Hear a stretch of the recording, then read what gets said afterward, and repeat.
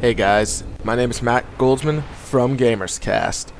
It's been 50 years since the first James Bond film hit theaters. 50 years of cool cars, high-tech gadgets, and a bunch of drinks shaken, not stirred. Now we're on the verge of a brand new Bond film, and to celebrate, Eurocom, most known for their recent Goldeneye remake, has developed 007 Legends, a game commemorating 50 years of James Bond films by having you play through 6 Bond films as Daniel Craig's interpretation of James Bond. I'm on my way. As of this video, there are only 5 films playable on disc. That's because the final mission of this game is based on the yet-to-be-released Skyfall film, which releases next month. A free DLC will be available when the film releases that will allow you to finish the game, but as of now, the game will awkwardly transition from the ending of Moonraker right to the closing credits. So as of now, the game doesn't feel finished, and that's because it isn't. I'm going to give this game a slide on the lacking ending, but also realize that this game will spoil the endings of each James Bond film featured here.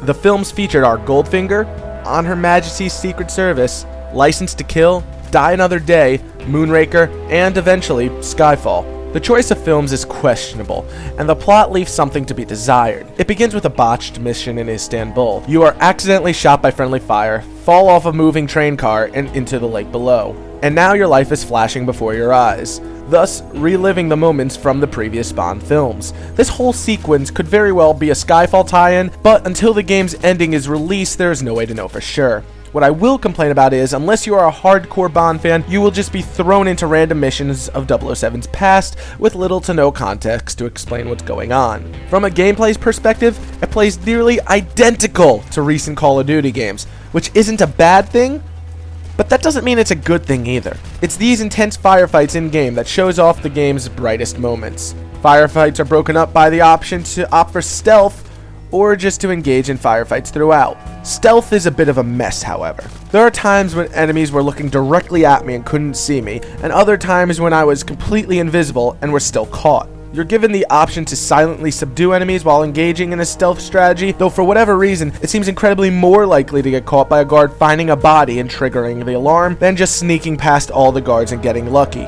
Especially without an option to move a body once a guard is knocked out, it makes stealth almost a non-option. When you're not shooting or navigating guards, you may be in a weird gimmicky section of the game. Each one of these moments was a frustrating experience, whether it be skiing downhill, hacking into a safe with no real instruction on how to actually crack the safe, or just anything that doesn't fit with the typical gameplay. Feels like a dead stop on the pacing of the whole experience. There are way too many examples I could list, though it would just seem as if I was rambling after a while. So you get the idea. On the plus side, my roommates and I had some fun with the local split-screen multiplayer experience. However, on the minus side of the same point, a James Bond game without the option to add bots just seems wrong somehow. I've also tried several times to play a match online, but each time I tried I was unable to find a match and connect. And when I eventually was able to get online, it was nothing to really write home about. I suppose I could say this package was made for Bond fans, though it's hard to say that since some of the films picked here are commonly listed amongst the fans' least favorites. I can't say it's for the average gamer looking for a decent FPS experience to hold them over, since the context of the story is nowhere to be found unless you've seen all these films before, and if you haven't, then they'll be ruined for you here. And even if you just wanted a split-screen Bond experience to play with friends, I'd recommend Eurocom's Goldeneye remake, as the local multiplayer is pretty much on par with that game. Like I said, this game won't have an ending for almost a month, though I doubt any sort of dramatic ending would make it likely for me to change my opinion or my final score.